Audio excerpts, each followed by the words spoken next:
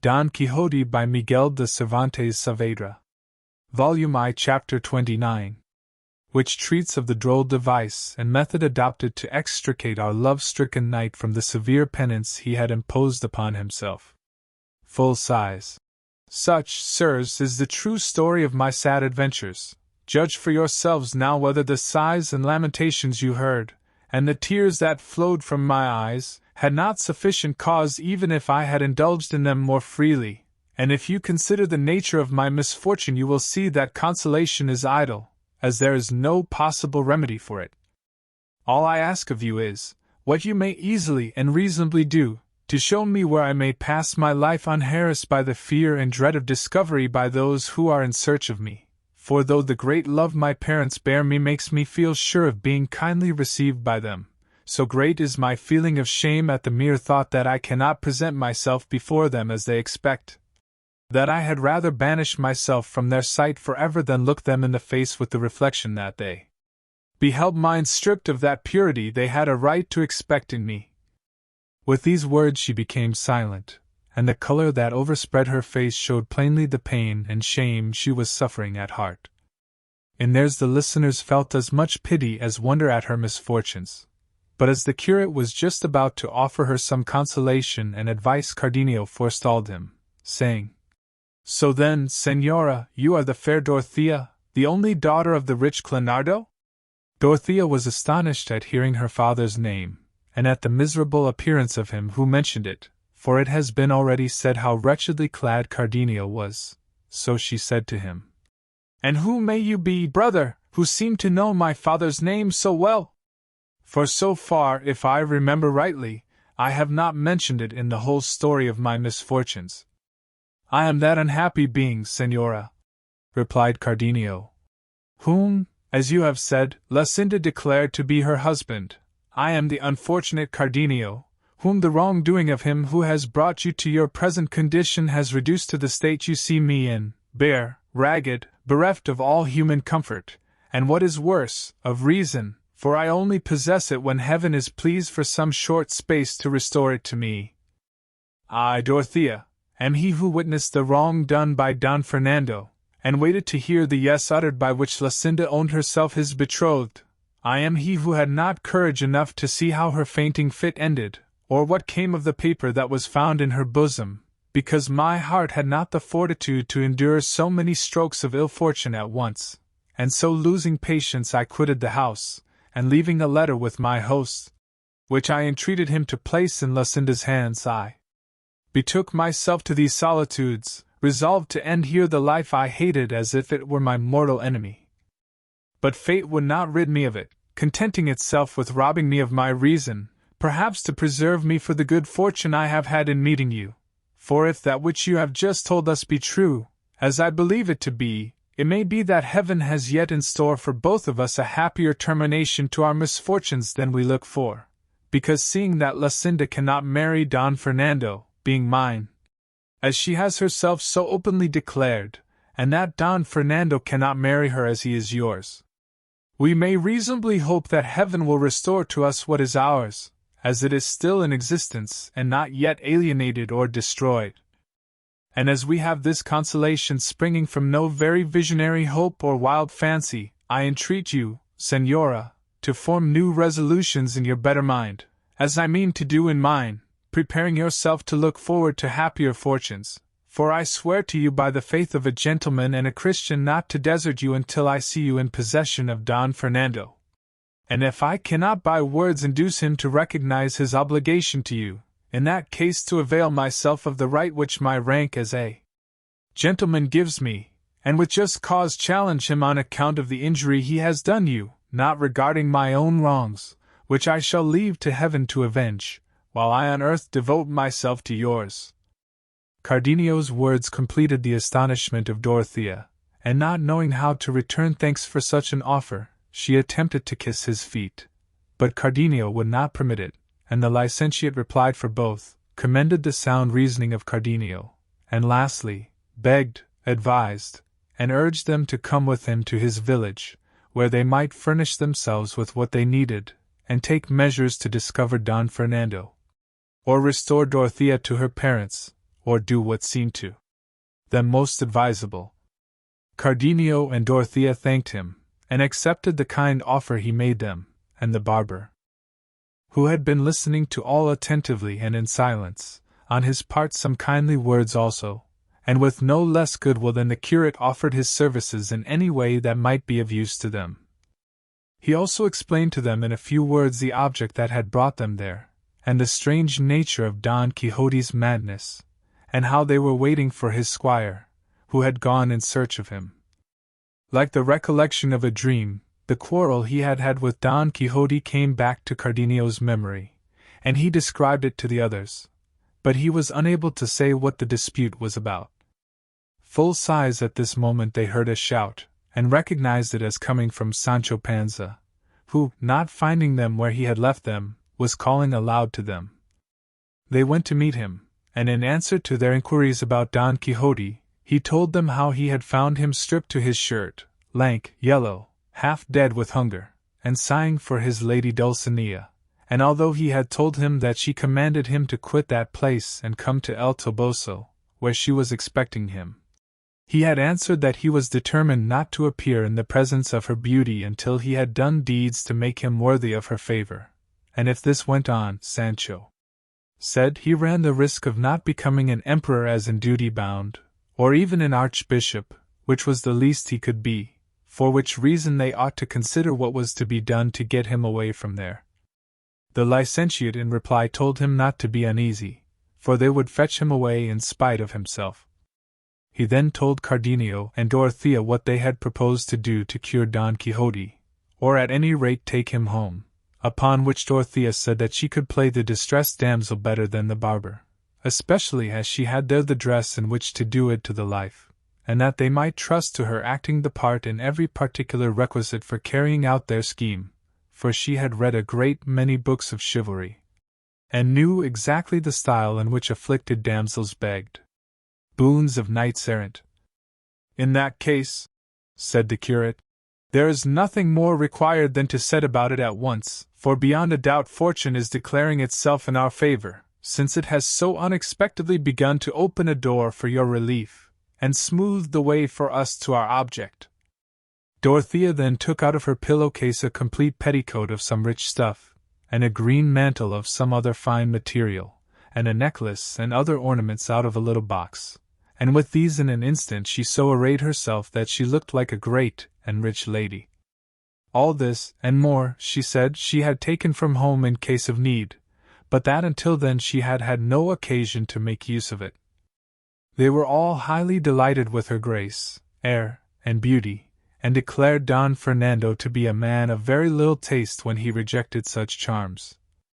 But the one who admired her most was Sancho Panza, for it seemed to him, what indeed was true, that in all the days of his life he had never seen such a lovely creature, and he asked the curate with great eagerness who this beautiful lady was, and what she wanted in these out-of-the-way quarters. This fair lady, brother Sancho, replied the curate, is no less a personage than the heiress in the direct male line of the great kingdom of Micomicon, who has come in search of your master to beg a boon of him, which is that he redress a wrong or injury that a wicked giant has done her, and from the fame as a good knight which your master has acquired far and wide, this princess has come from Guinea to seek him. A lucky seeking and a lucky finding, said Sancho Panza at this, especially if my master has the good fortune to redress that injury, and right that wrong, and kill that son of a bitch of a giant your worship speaks of, as kill him he will if he meets him, unless, indeed, he happens to be a phantom, for my master has no power at all against phantoms. But one thing among others I would beg of you, Señor Licentiate, which is, that, to prevent my master taking a fancy to be an archbishop, for that is what I'm afraid of, your worship would recommend him to marry this princess at once, for in this way he will be disabled from taking archbishop's orders, and will easily come into his empire, and I to the end of my desires. I have been thinking over the matter carefully, and by what I can make out I find it will not do for me that my master should become an archbishop, because I am no good for the church, as I am married, and for me now, having as I have a wife and children, to set about obtaining dispensations to enable me to hold a place of profit under the church, would be endless work, so that, Señor, it all turns on my master marrying this lady at once, for as yet I do not know her grace, and so I cannot call her by her name.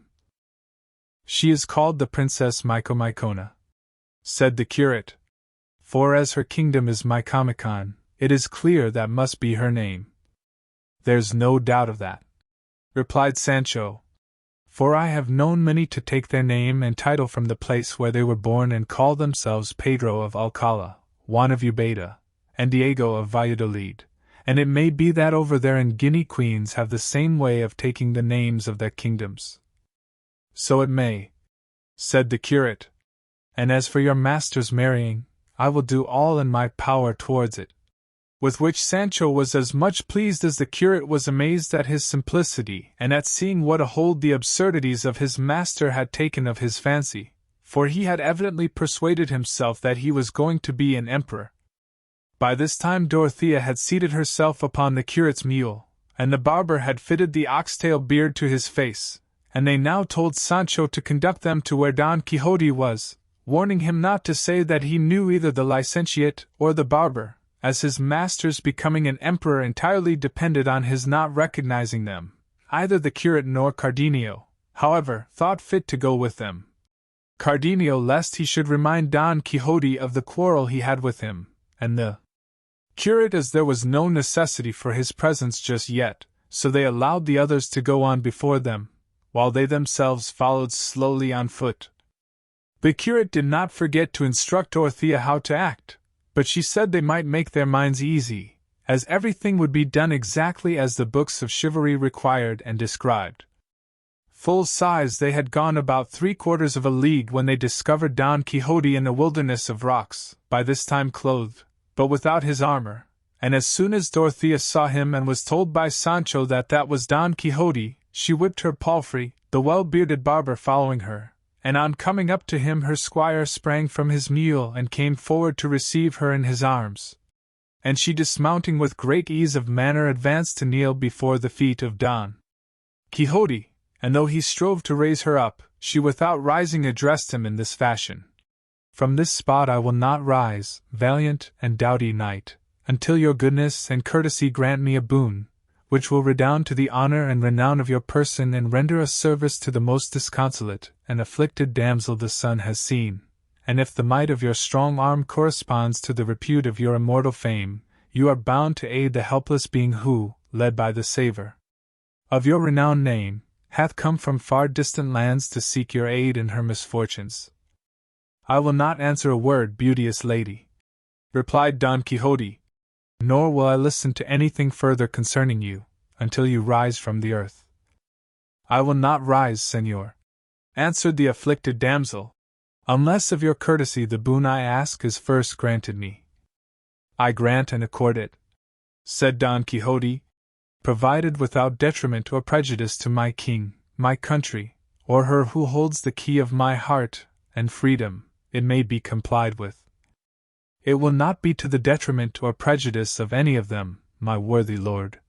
said the afflicted damsel, and here Sancho Panza drew close to his master's ear and said to him very softly, Your worship may very safely grant the boon she asks. It's nothing at all, only to kill a big giant, and she who asks it is the exalted Princess Micomicona, queen of the great kingdom of Micomicon of Ethiopia. Let her be who she may, replied Don Quixote. I will do what is my bounden duty, and what my conscience bids me, in conformity with what I have professed. And turning to the damsel he said, Let your great beauty rise, for I grant the boon which you would ask of me. Then what I ask, said the damsel, is that your magnanimous person accompany me at once whither I will conduct you, and that you promise not to engage in any other adventure or quest until you have avenged me of a traitor who against all human and divine law has usurped my kingdom. I repeat that I grant it, replied Don Quixote. And so, lady, you may from this day forth lay aside the melancholy that distresses you, and let your failing hopes gather new life and strength, for with the help of God and of my arm you will soon see yourself restored to your kingdom, and seated upon the throne of your ancient and mighty realm, notwithstanding and despite of the felons who would gainsay it. And now hands to the work, for in delay there is apt to be danger. The distressed damsel strove with much pertinacity to kiss his hands, but Don Quixote, who was in all things a polished and courteous knight, would by no means allow it, but made her rise and embraced her with great courtesy and politeness, and ordered Sancho to look to Rocinante's girths, and to arm him without a moment's delay. Sancho took down the armor, which was hung up on a tree like a trophy, and having seen to the girths armed his master in a trice, who as soon as he found himself in his armor exclaimed, "Let us be gone in the name of God to bring aid to this great lady." The barber was all this time on his knees at great pains to hide his laughter and not let his beard fall, for had it fallen maybe their fine scheme would have come to nothing. But now seeing the boon granted, and the promptitude with which Don Quixote prepared to set out in compliance with it, he rose and took his lady's hand, and between them they placed her upon the mule. Don Quixote then mounted Rocinante, and the barber settled himself on his beast, Sancho being left to go on foot, which made him feel anew the loss of his Dapple, finding the want of him now. But he bore all with cheerfulness, being persuaded that his master had now fairly started and was just on the point of becoming an emperor, for he felt no doubt at all that he would marry this princess, and be king of Micomicon at least. The only thing that troubled him was the reflection that this kingdom was in the land of the blacks, and that the people they would give him for vassals would be all black. But for this he soon found a remedy in his fancy, and said he to himself, "What is it to me if my vassals are blacks? What more have I to do than make a cargo of them and carry them to Spain, where I can sell them and get ready money for them, and with it buy some title or some office in which to live at ease all the days of my life? Not unless you go to sleep and haven't the wit or skill to turn things to account and sell 3, 6, or 10,000 vassals while you would be talking about it. By God, I will stir them up, big and little, or as best I can, and let them be ever so black I'll turn them into white or yellow. Come, come, what a fool I am!" And so he jogged on, so occupied with his thoughts and easy in his mind that he forgot all about the hardship of traveling on foot. Cardenio and the curate were watching all this from among some bushes, not knowing how to join company with the others. But the curate, who was very fertile in devices, soon hit upon a way of effecting their purpose, and with a pair of scissors he had in a case he quickly cut off Cardenio's beard, and putting on him a grey jerkin of his own he gave him a black cloak, leaving himself in his breeches and doublet, while Cardenio's appearance was so different from what it had been that he would not have known himself had he seen himself in a mirror. Having effected this, although the others had gone on ahead while they were disguising themselves, they easily came out on the high road before them, for the brambles and awkward places they encountered did not allow those on horseback to go as fast as those on foot. They then posted themselves on the level ground at the outlet of the Sierra, and as soon as Don Quixote and his companions emerged from it the curate began to examine him very deliberately, as though he were striving to recognize him, and after having stared at him for some time he hastened towards him with open arms exclaiming, "A happy meeting with the mirror of chivalry, my worthy compatriot Don Quixote of La Mancha, the flower and cream of high breeding, the protection and relief of the distressed, the quintessence of knights errant." And so saying he clasped in his arms the knee of Don Quixote's left leg. He, astonished at the stranger's words and behavior, looked at him attentively, and at length recognized him, very much surprised to see him there, and made great efforts to dismount. This, however, the curate would not allow, on which Don Quixote said, "Permit me, Señor Licentiate, for it is not fitting that I should be on horseback and so reverend a person as your worship on foot." "On no account will I allow it," said the curate. "Your mightiness must remain on horseback, for it is on horseback you achieve the greatest deeds and adventures that have been beheld in our age. As for me, an unworthy priest, it will serve me well enough to mount on the haunches of one of the mules of these gentlefolk who accompany your worship, if they have no objection, and I will fancy I am mounted on the steed Pegasus, or on the zebra or charger that bore the famous Moor, Musarac, who, to this day, lies enchanted in the great hill of Zulema, a little distance from the great Complutum. Nor even that will I consent to, Señor Licentiate, answered Don Quixote. And I know it will be the good pleasure of my lady the princess, out of love for me, to order her squire to give up the saddle of his mule to your worship, and he can sit behind if the beast will bear it. It will, I am sure, said the princess. And I am sure, too, that I need not order my squi. For he is too courteous and considerate to allow a churchman to go on foot when he might be mounted. That he is,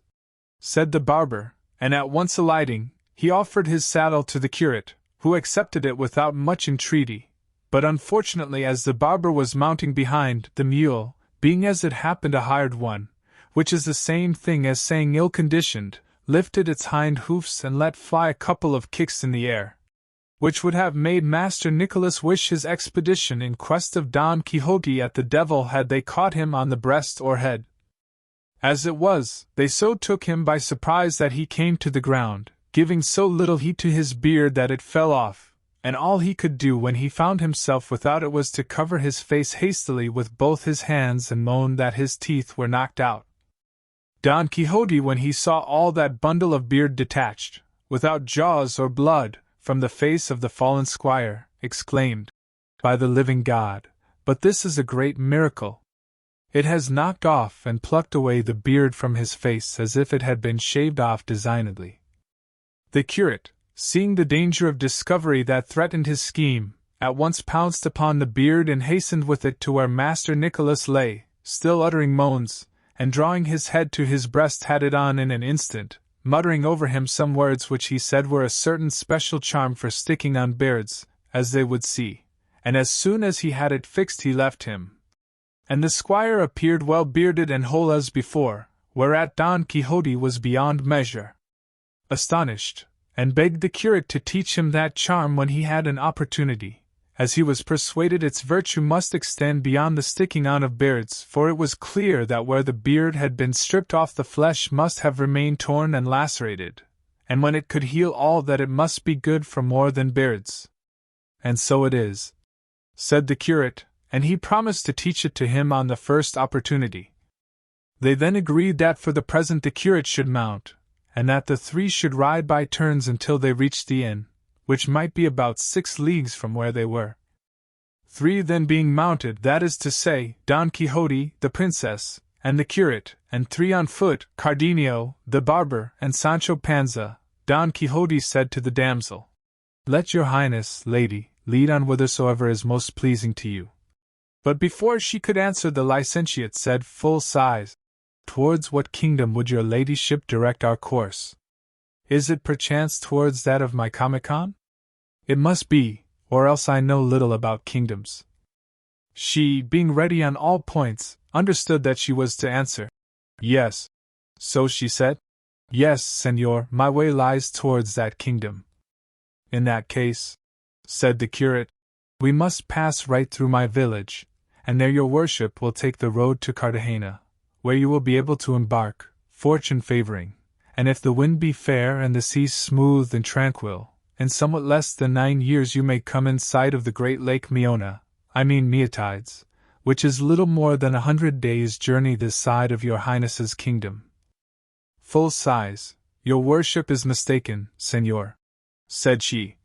"for it is not 2 years since I set out from it, and though I never had good weather, nevertheless I am here to behold what I so longed for, and that is my Lord Don Quixote of La Mancha,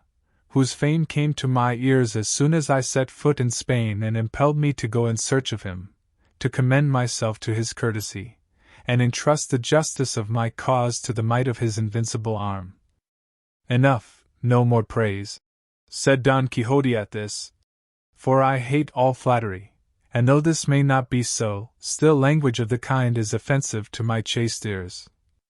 I will only say, señora, that whether it has might or not, that which it may or may not have shall be devoted to your service even to death. And now, leaving this to its proper season, I would ask the señor licentiate to tell me what it is that has brought him into these parts, alone, unattended, and so lightly clad that I am filled with amazement. I will answer that briefly, replied the curate. You must know then, Señor Don Quixote, that Master Nicholas, our friend and barber, and I were going to Seville to receive some money that a relative of mine who went to the Indies many years ago had sent me, and not such a small sum but that it was over 60,000 pieces of 8, full weight, which is something. And passing by this place yesterday we were attacked by 4 footpads, who stripped us even to our beards, and them they stripped off so that the barber found it necessary to put on a false one, and even this young man here, pointing to Cardenio, they completely transformed. But the best of it is, the story goes in the neighborhood that those who attacked us belonged to a number of galley slaves who, they say, were set free almost on the very same spot by a man of such valor that, in spite of the commissary and of the guards, he released the whole of them. And beyond all doubt he must have been out of his senses, or he must be as great a scoundrel as they, or some man without heart or conscience to let the wolf loose among the sheep, the fox among the hens, the fly